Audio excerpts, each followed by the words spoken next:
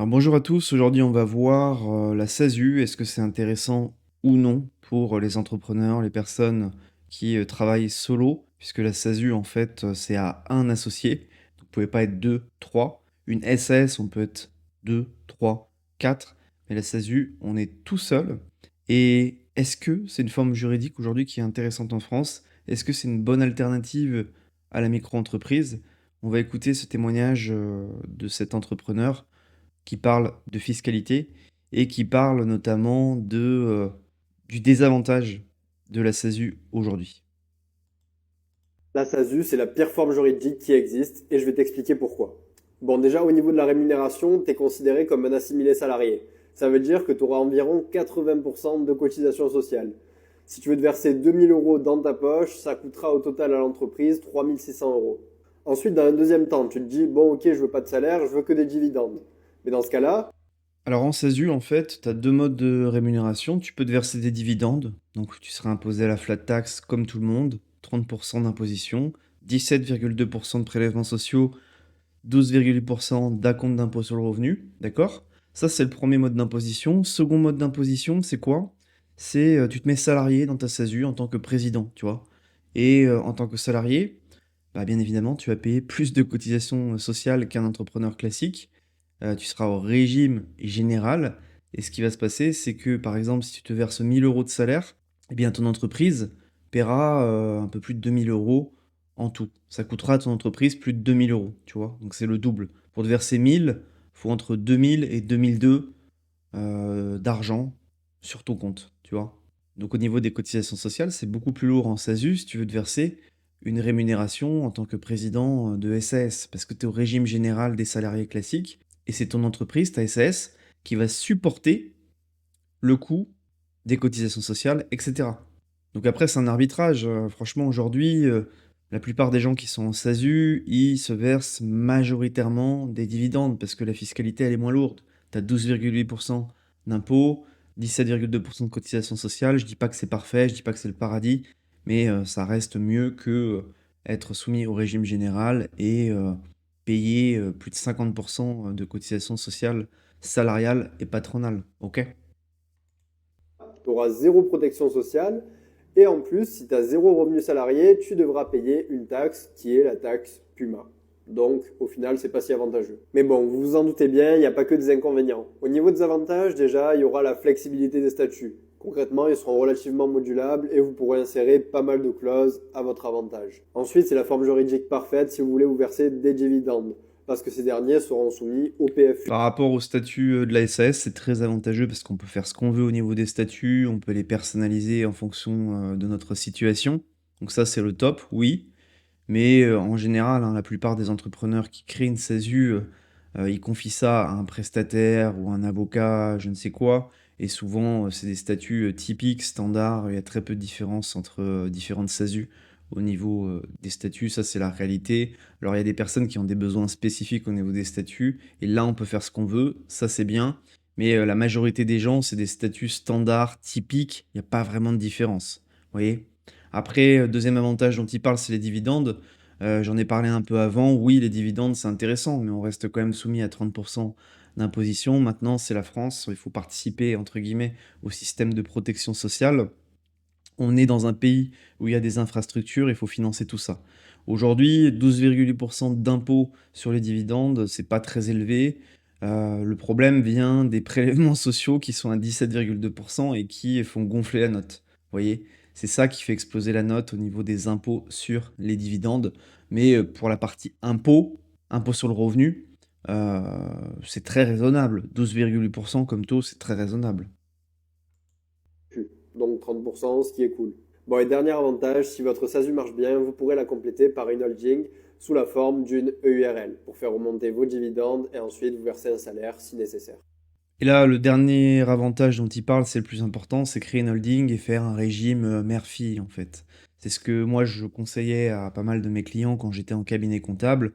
Il y a des niches fiscales, des régimes fiscaux au niveau des holdings qui sont super intéressants et qui permettent de payer quasiment 0 € d'impôt sur les remontées de dividendes que vous faites via la holding.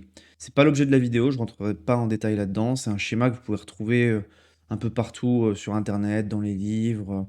C'est le régime mère-fille, ok? Et aujourd'hui, de toute manière, en SASU, moi, je vous recommande pas de vous verser une grosse rémunération en tant que président de SAS. Vraiment, vous allez casquer au niveau des cotisations sociales et c'est votre boîte qui va supporter le coût des cotisations sociales, le coût de votre salaire qui sera monumental. Le mieux, quand vous avez une SASU, c'est de prendre des dividendes, ok? Une fois par an, vous prenez vos dividendes pour toute l'année, vous serez imposé à la flat tax, 30%. Alors là, il parle de la montée à 33%. C'est vraiment un scandale parce que 30% pour moi, c'est la limite. Mais bon, c'est pour moi les dividendes le plus intéressant aujourd'hui en SASU. Et après, si vous avez aussi la possibilité, vous pouvez faire une holding. Donc vous créez une URL au-dessus de votre SASU, et vous allez remonter en fait le résultat de votre SASU sur le URL sous forme de dividende, et on va appliquer le régime mère-fille, d'accord? Et le régime mère-fille permet de très peu imposer les remontées de dividendes. Ça, c'est un mécanisme, c'est un montage qui est fait par beaucoup d'entrepreneurs en France et c'est ce qui leur permet de payer moins d'impôts et de charges. Ok? Malgré tout, il y a quand même un coût. Il faut créer une URL, voilà, il faut créer quand même deux structures. Donc, il faut être aussi solide au niveau de son chiffre d'affaires, de sa rémunération et il faut avoir une activité qui fonctionne. Ok? Après, par rapport à la micro-entreprise aujourd'hui, la SASU n'est pas forcément très intéressante. Il faut faire vraiment un volume de chiffre d'affaires. J'estime que la SASU est intéressante à partir du moment où tu fais un chiffre d'affaires à plus de 40, 50 000 euros par an. Tu vois. Si tu es micro-entrepreneur, tu fais moins de 40 000 euros de CA par an, aucun intérêt de passer en SASU. À part si tu as énormément de charges. Mais en micro-entreprise, en général, tu n'as pas beaucoup de charges. Tu vois. Donc là, les taux de cotisation sociale montent au niveau de la micro-entreprise. On a la CFE. Là, il nous parle également d'une réforme sur le seuil de TVA. Donc oui, ça va impacter le statut de la micro-entreprise et ça va faire partir pas mal d'entrepreneurs qui vont délocaliser parce que la fiscalité est trop importante en France sur la micro-entreprise. Si la réforme de la TVA passe, ok, et s'il continue d'alourdir les cotisations sociales, là, il faudra trouver des options. Mais la SASU n'est pas forcément plus intéressante, vous voyez. Peut-être qu'il faudra envisager de créer un montage régime mère-fille avec une URL en haut, une SAS en bas. Mais là, encore une fois, il faut avoir les fonds pour le faire, premièrement. Et surtout, il faut avoir un niveau d'activité qui est substantiel. Si vous n'avez pas beaucoup d'activité, si vous faites 20 à 30 000 euros de chiffre d'affaires par an, ne créez pas un montage de type URL, SASU, régime mère-fille. Vous aurez plus de frais et ouais, il n'y aura pas vraiment d'intérêt à le faire pour vous. Vous voyez?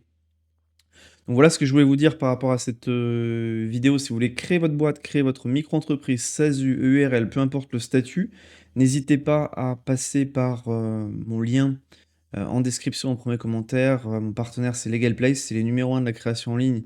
Franchement, j'ai testé leur service, ils sont très très réactifs, c'est le top. Et ils font toutes vos démarches de A à Z pour un coût extrêmement abordable. C'est très très peu cher, je pense que c'est les moins chers du marché. Et par la suite, je vais vous montrer comment créer votre micro-entreprise avec LegalPlace. Mais vous pouvez aussi créer votre SASU avec LegalPlace. Ça fonctionne à peu près de la même manière. Donc si vous êtes intéressé, n'hésitez pas à regarder mon tutoriel par la suite pour immatriculer votre entreprise avec LegalPlace. Je recommande vivement.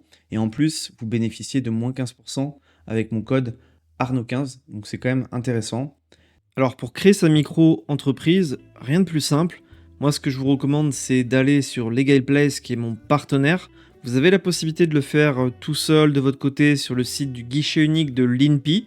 Ça coûte 0 €. Par contre, vous pouvez avoir des difficultés pour ces formalités, il y a un risque d'erreur et vraiment c'est pas ce que je vous recommande. Passer par LegalPlace, ça coûte un petit peu d'argent mais c'est très peu cher et il s'occupe de tout. De A à Z, vous avez votre formalité de création de micro-entreprise ou peu importe le statut que vous choisissez, qui sera faite en un temps record, ok, par des professionnels, par des avocats, et ça coûte rien du tout. Donc vraiment passer par LegalPlace, c'est le numéro 1 de la création d'entreprise en ligne. Donc vous avez juste à vous rendre sur le site de LegalPlace à partir du lien que j'ai mis en description et en premier commentaire épinglé. Vous cliquez ensuite sur créer mon entreprise en bleu. Donc là, vous choisissez votre domaine d'activité, tout dépend ce que vous faites. Donc là, pour simplifier, je vais mettre consultant freelance. Donc en général, quand vous créez votre micro-entreprise ou une entreprise, vous la créez seule. Vous cliquez sur seul. Si c'est à plusieurs, vous mettez à plusieurs. Là, il vous propose une SASU, une URL. Mais si vous créez une micro-entreprise, vous devez cliquer sur l'option « Je préfère opter pour une micro-entreprise ». Il vous demande quand est-ce que vous souhaitez démarrer votre activité. Donc en général, c'est dès que possible. Il vous demande si vous avez déjà été auto-entrepreneur. Donc là, vous mettez non, c'est le cas général. Si vous avez déjà été auto-entrepreneur, vous mettez oui. Il vous demande est-ce que vous voulez créer une micro-entreprise pour être sûr que c'est bien ce statut qui vous intéresse. Parce que parfois, dans certains cas, la SASU peut être intéressante. Ok ? Mais pour les petits projets, pour démarrer, pour tester une idée, moi je recommande toujours la micro-entreprise car c'est le statut qui coûte le moins cher et qu'on peut arrêter du jour au lendemain sans frais. Donc c'est vraiment l'idéal pour débuter une activité et pour tester son idée, la confronter au marché. Voilà, micro-entreprise, vous embêtez pas au départ. Si jamais vous êtes sûr de faire du volume au niveau de votre activité, là vous pouvez opter pour la SASU, mais c'est un arbitrage, voilà. En l'occurrence, si vous souhaitez créer une micro-entreprise, vous cliquez sur ce bouton en bas. Alors là, il vous propose la domiciliation, Legal Place. Donc vous avez la possibilité de vous domicilier à votre domicile personnel ou via une adresse à Paris. D'accord ? Donc quel est l'intérêt de la domiciliation ? En fait, la domiciliation, c'est intéressant parce que vous payez moins de cotisations foncières des entreprises à Paris. Savoir qu'à Paris, la CFE, c'est la plus faible en France et ça peut aussi amener de la crédibilité professionnelle d'avoir une adresse à Paris. Donc voilà, après, tout dépend de votre activité, tout dépend de ce que vous voulez faire, de votre projet à long terme. Je dirais que pour les consultants et freelance, par exemple, c'est intéressant de se domicilier à Paris pour payer moins de CFE et amener une crédibilité professionnelle plus grande. Par contre, pour des artisans, des commerçants qui ont une implantation locale, là c'est mieux de se mettre à son domicile personnel parce que voilà, les gens ils font confiance à des artisans qui bossent à côté de chez eux. Donc là en l'occurrence pour l'activité que j'ai choisie, consultant freelance, je vais me domicilier à mon adresse personnelle, donc je clique ici. Il n'y a pas de bonne ou de mauvaise réponse, bien évidemment que la domiciliation coûte un petit peu d'argent, mais vous allez vous y retrouver avec la baisse de CFE. Parce qu'il faut savoir que en micro-entreprise, vous payez de la CFE chaque année dès lors que vous faites plus de 5 000 € de chiffre d'affaires. Et la CFE, ça peut représenter jusqu'à 1 000 € par an, donc c'est pas négligeable. Donc même si la domiciliation vous coûte 250, 300 € à l'année, derrière vous avez une CFE qui diminue de moitié, voire qui est divisée par 3. Donc vous allez vous y retrouver si vous domiciliez à Paris. Donc là, dans mon cas, je suis pas intéressé par la domiciliation, c'est pourquoi je vais choisir à mon adresse personnelle ici. Là, il me redemande mon domaine d'activité, donc je mets consultant freelance. Là, vous mettez votre identité, prénom, nom, vous validez vos coordonnées, votre adresse de votre domicile. Vous mettez votre adresse mail, vous validez. Ensuite, vous mettez votre numéro de téléphone. Et là, on vous propose différentes solutions. Vous, ce qui vous intéresse, c'est la création de votre micro-entreprise ou de votre société en déléguant toutes les démarches à Legal Place qui va se charger de tout de A à Z. Par contre, quand vous êtes en micro-entreprise, pas besoin de souscrire à une banque, à un service comptable via Legal Place. Il y a une banque qui est gratuite, qui s'appelle Indie, qui est vraiment le top du top pour les micro-entrepreneurs. Et vous n'avez pas besoin de payer chaque mois des frais bancaires pour avoir un compte professionnel. Voilà, c'est pas nécessaire. Pareil pour la comptabilité en micro-entreprise, il n'y a quasiment pas d'obligation comptable. Donc en fait, voilà, on n'a pas besoin de déléguer ces démarches à Legal Place. Nous, ce qui nous intéresse, c'est juste la création de notre micro-entreprise de A à Z. Pas être embêté, on sous-traite tout. Ça nous coûte un tout petit peu, mais on s'y retrouve parce qu'il n'y a pas d'erreur. Notre dossier est fait dans les règles de l'art et on a notre activité qui est matriculée très rapidement en un temps record. Donc voilà, vous cliquez sur la première option « Lancer mon activité en déléguant toutes les démarches ». Donc là, il nous propose deux formules, la formule standard et la formule express. La formule express, en fait, ils vous font la demande d'ACRE et vous avez un traitement express 24 heures et l'assistance juridique illimitée. C'est ça la différence entre l'express et la standard. Donc si vous pouvez bénéficier de l'ACRE qui est la réduction de cotisation sociale les 12 premiers mois d'activité, je vous recommande vivement de choisir la formule express 24 heures. Si vous ne pouvez pas bénéficier de l'ACRE, choisissez la formule standard. C'est aussi simple que ça. L'ACRE, tout le monde ne peut pas en bénéficier. Sur ma chaîne, j'ai fait une vidéo qui parle de l'ACRE de A à Z, qui donne les conditions pour en bénéficier. Vous pouvez vous y référer, c'est dans mon catalogue de vidéos sur ma chaîne. Mais gardez en tête que c'est une réduction de cotisation sociale de 50% les 12 premiers mois d'activité, donc ça peut être intéressant.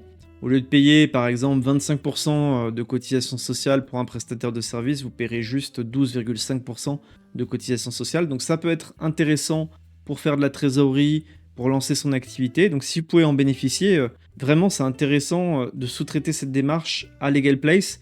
Donc avec la formule express, Legal Place se charge de tout de A à Z, votre demande d'ACRE, votre dossier d'immatriculation, ils envoient tout au greffe, il y a une garantie anti-rejet, c'est-à-dire que si votre dossier est rejeté de la part du greffe, il renvoie votre dossier sans frais, donc c'est le top du top, et votre démarche d'immatriculation est faite dans les règles de l'art. Donc là j'ai choisi la formule express 24 heures parce que je veux bénéficier de l'ACRE. Là il nous repropose la domiciliation, mais on n'est pas intéressé. Voilà, ça coûte la bagatelle de 200-250 euros par an. Donc pourquoi pas, faut poser le pour et le contre. En général, les gens ils n'utilisent pas la domiciliation. Ils restent chez eux, domiciliés au niveau de leur résidence principale. Mais financièrement, ça peut avoir un intérêt de se domicilier à Paris, comme je l'ai dit. Là, il vous propose un compte bancaire professionnel. Donc comme je vous ai dit, vous avez la banque Indie qui est gratuite, 0 € par mois. Là, c'est une offre compétitive de Legal Place, 7 € par mois. Mais j'ai une option gratuite, donc autant la saisir. Ça s'appelle Indie. Et vous avez le lien pour accéder à Indie sur ma chaîne et en description de cette vidéo. Donc là, je vais mettre « Je suis pas intéressé », peut-être plus tard. Donc là, on arrive sur la fin du formulaire. Donc on est à 119 € TTC pour cette formalité. Et avec mon code de réduction Arnaud15, vous allez bénéficier de moins 15% sur cette formalité express de création micro-entreprise. Donc c'est quand même intéressant. On va ajouter le code de réduction ici. Vous mettez ajouter un code de réduction, vous mettez Arnaud15, et comme vous le constatez, vous avez une réduction de 15 €, donc c'est toujours ça de prix. Finalement, votre formalité express vous coûte au total 101 € TTC, tout inclus avec la demande d'ACRE, la garantie anti-rejet du greffe. Donc c'est vraiment peu cher pour tout ce que vous récoltez en retour. Ça vous évite des tracas administratifs, ça vous évite une perte de temps avec des interactions avec l'URSSAF et le greffe. Et vous évitez aussi les erreurs sur les formulaires d'immatriculation, ça peut arriver et ça peut planter votre activité par la suite. Donc c'est toujours bon de sous-traiter ces démarches-là à des professionnels qui sont habitués à remplir tous ces formulaires. Ça évite de faire des erreurs, ça fait gagner du temps et il y a moins de charge mentale. Vous voyez, pour 101 €, moi je trouve que ça vaut le coup, en sachant qu'ils font tout de A à Z. Donc n'oubliez pas de renseigner mon code si vous voulez bénéficier des 15%. Si vous ne le renseignez pas, bien évidemment, vous paierez plein pot à 119 € TTC.